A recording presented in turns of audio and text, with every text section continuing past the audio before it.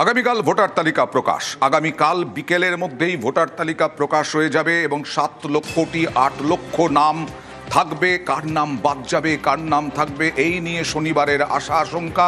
নির্বাচন কমিশন কতটা প্রস্তুত, কটার মধ্যে ফুললি একদম ভোটার তালিকা প্রকাশ হয়ে যাবে? সরাসরি চলে যাব প্রতিনিধি সোমরাজের কাছে। সোমরাজ,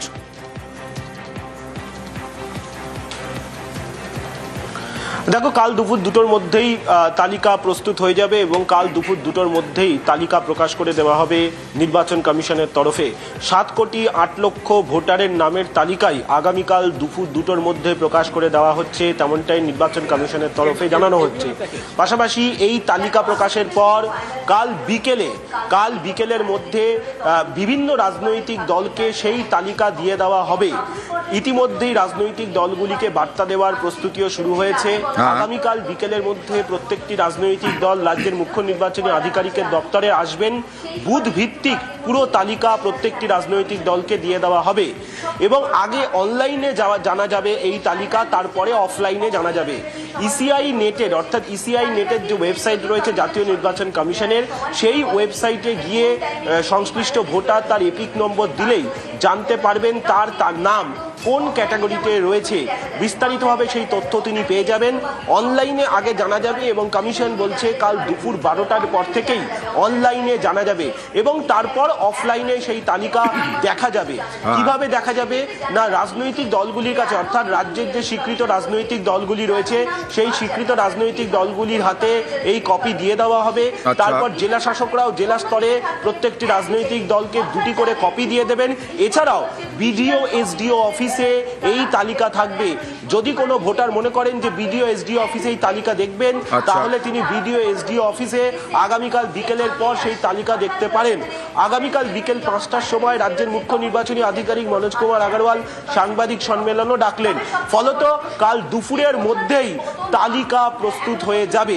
এবং তোমাকে জানিয়ে রাখি, এই যে 7,8,00,000 ভোটারের যে নাম থাকছে, তার মধ্যে অভিযোগ নিষ্পত্তির জন্য ইতিমধ্যে জুডিশিয়াল অফিসারদের বিবেচনায় রয়েছে 60 লক্ষ নাম। এরপরে যে সংখ্যাটা পড়ে থাকছে তার মধ্যে থেকে 6 লক্ষেরও বেশি ভোটারের নাম অবৈধ ভোটার হিসাবে বাদ যাচ্ছেই, সেটা কার্যত নির্বাচন কমিশন স্পষ্ট করলো। কিন্তু এই সংখ্যা আগামী দিনে আরও বাড়বে বলেই কমিশনের তরফে জানা যাচ্ছে। ফলত 6 লক্ষ ভোটারের নাম এই 6,40,00,000 মধ্য থেকে বাদ যাচ্ছেই, এটা একদম নিশ্চিত, তেমনটাই কমিশন বলছে। এছাড়াও এই যে শুনানি পর্ব রয়েছে সেখানেও কয়েক লক্ষ ভোটার অনুপস্থিত ছিলেন, এই সংখ্যাটাও বাদ যাবে। ফলত সেই সংখ্যা মিলিয়ে 10 থেকে 11 লক্ষের কাছাকাছি দাঁড়াবে যাদের নাম বাদ যাচ্ছেই। এবং আগামীকাল দুপুরের পরেই গোটা বিষয়টি, অর্থাৎ নিশ্চয়ই আগামীকাল দুপুরের পরেই পরিষ্কার হয়ে যাবে। আর এই ভোটার তালিকায় নাম বাদ নিয়ে তরজা, ভুয়ো নাম থাকা নিয়ে তৃণমূলকে আক্রমণ দিলীপ ঘোষের, আর পাল্টা তৃণমূলের বক্তব্য ভিন রাজ্যের ভুয়ো ভোটারের নাম তালিকায় দেখানোর ছক, বৈধ ভোটারের নাম যেন বাদ না যায়, কমিশনকে নিশানা কুণাল ঘোষের। যেটা আমরা আন্দাজ করেছিলাম 1 কোটির বেশি ভুয়ো নাম আছে, আর সেদিকেই যাচ্ছে। প্রায় 65 লক্ষ বাদ হয়ে গেছে। 50 লক্ষ লোককে ডাকার পরেও এসআইআর ভেরিফিকেশন আসেনি, এই নাম তো বাদ যাবেই। তারপরে আরো প্রায় 35 লক্ষ নাম যেগুলো থাকবে বিভিন্ন কারণে ডিসপিউটেড, সেখান থেকেও কিছু বাদ যেতে পারে। বড় বড় নেতারা টিএমসি দেখুন, তাদের এলাকায় 50, 60, 70 হাজার করে নাম বাদ গেছে। তো আপনি ভাবতে পারেন 20-25% নাম যদি ভুয়ো থাকে, যারা জিতে এসছে তাহলে কার ভোটে জিতেছে, তো বোঝাই যাচ্ছে কার ক্ষতিটা হবে। যে লিস্ট বেরোতে চলেছে, আমাদের পরিষ্কার কথা, কোনো বৈধ ভোটার বাদ যাবে না, বাদ দেয়া চলবে না। যদি বৈধ ভোটার বাদ যায় তাহলে ধরে নিতে হবে ইচ্ছাকৃতভাবে মানুষকে আপনারা প্ররোচনা দিচ্ছেন প্রতিবাদ করার জন্য। আর 2, এ রাজ্য ও রাজ্য থেকে কপি পেস্ট করে কোনো ভুয়ো ভোটার রাখা যাবে না। যদি কাউকে জেনুইন ভোটারকে বাদ দেয় নির্বাচন কমিশন কালকে লিস্টে, ওদের ফাঁদে পা দেবেন না। ওরা চাইছে মানুষ বিরক্ত হন, ক্ষিপ্ত হন, তাহলে ওদের অস্থিরতার পলিটিক্স করতে সুবিধা হবে। আমরা নির্বাচন কমিশনকে বারবার হুঁশিয়ারি দিচ্ছি, কোনো বৈধ ভোটারের নাম যেন তালিকা থেকে বাদ না যায়। বিচারাধীন রয়েছে মুখ্য সচিবের নামও। এমনকি কালকে জানা যাবে হেভিওয়েট বেশ কয়েকজন তারকা, তাদের নামও থাকছে কিনা।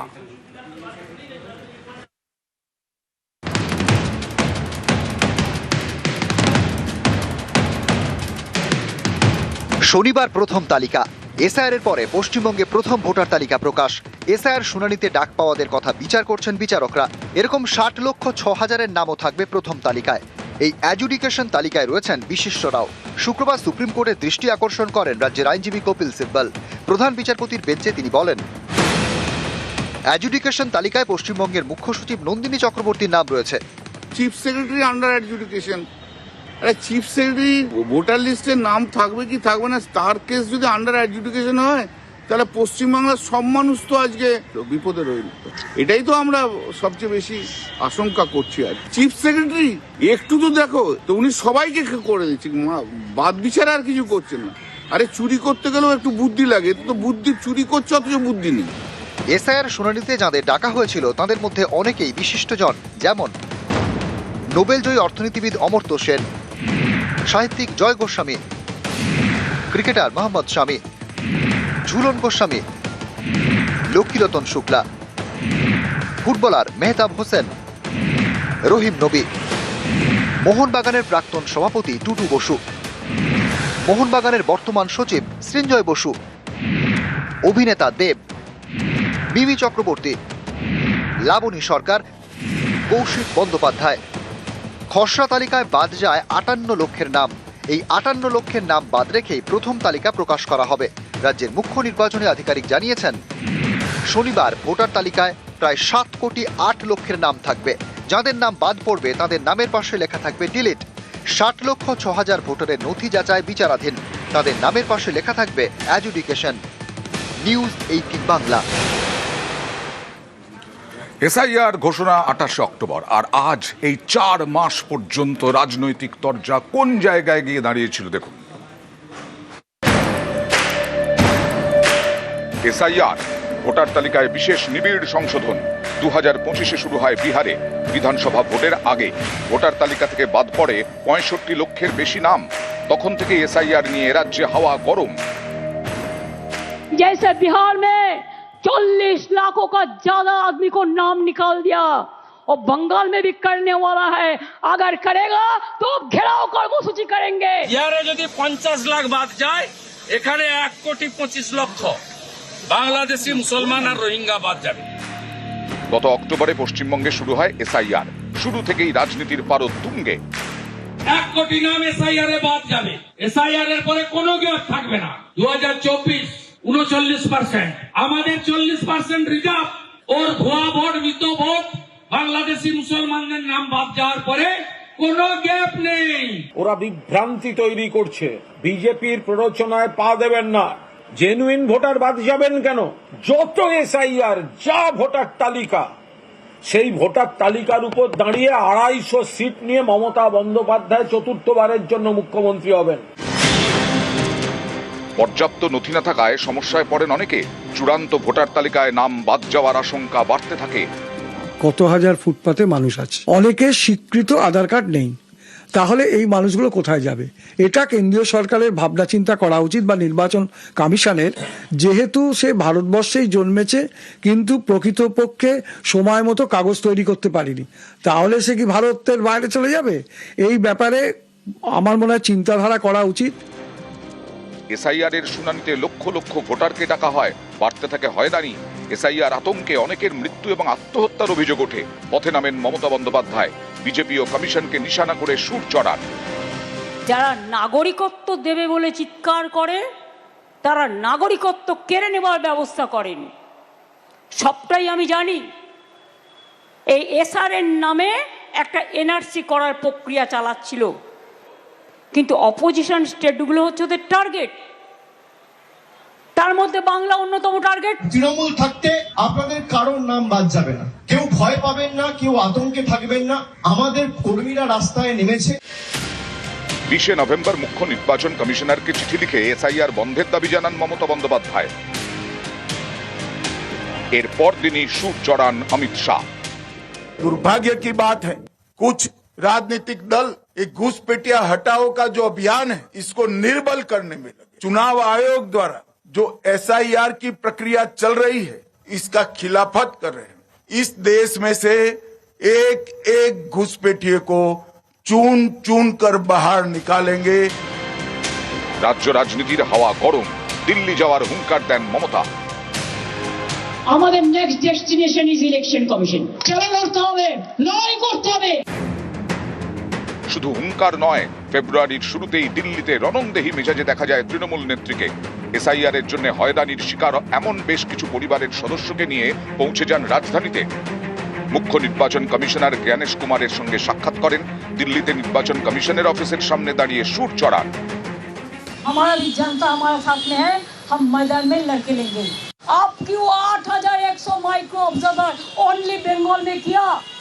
बंगाल को टारगेट करने के लिए वो बीजेपी उसका पक्ष में है, जो मर्जी बीजेपी कहेगा उसको वो करेगा। तो हमारा भी जनता हमारे साथ में है। এখানেই থেমে থাকেনি এসআইআর এর লড়াই। সুপ্রিম কোর্টে মামলা করেন মমতা বন্দ্যোপাধ্যায়, নিজে সওয়ালও করেন। শীর্ষ আদালতে মুখ্যমন্ত্রীর এভাবে সওয়াল করা এক বেনজির ঘটনা। This court gave order that Aadhaar card will be one of the proof documents, but they said no. Said in other state, said the domicile certificate is allowed. Only they targeted Bengal on the eve of election. Only they have appointed 8,300 micro observer and the role observer from the BJP ruled state, so that micro observer can delete all the names sitting inside the election commission office through AI. মমতার সওয়ালের পরেই 7ই ফেব্রুয়ারি নির্বাচন commission জানিয়ে দেয়, পশ্চিমবঙ্গে SIR এর নথি হিসেবে গ্রহণ করা হবে ডমিসাইল সার্টিফিকেট। এরপর 20শে ফেব্রুয়ারি সুপ্রিম কোর্টের বেনজির নির্দেশ, আবারও মমতার সওয়ালে মান্যতা। শীর্ষ আদালত নির্দেশ দেয়, বাংলার এসআইআর এর বিচার করবে বিচার বিভাগ, জুডিশিয়াল অফিসারদের সিদ্ধান্তই হবে চূড়ান্ত। সুপ্রিম কোর্টের এই নির্দেশ সাংবিধানিকভাবে নয়া দৃষ্টান্ত তৈরি করেছে। ভারতবর্ষের ইলেকটরাল রিফর্মসের আজকে ইতিহাস তৈরি হলো। এই যে চিফ ইলেকশন কমিশনার ভাবতো তিনিই সব, তিনি ছাড়া কিছু হবে না, আজকে তা শেষ। আজকে সুপ্রিম কোর্ট বলল যা অবজেকশন আছে, যে chief justice of Calcutta high court তিনি জুডিশিয়াল অফিসার্স অ্যাপয়েন্ট করবেন। সুপ্রিম কোর্টের নির্দেশ মতো নথি খতিয়ে দেখছেন বিচারকরা। এরই মাঝে ভোটার তালিকা প্রকাশ, এসআইআর এর পরে প্রথম ভোটার লিস্ট শনিবার। নিউজ 18 বাংলা।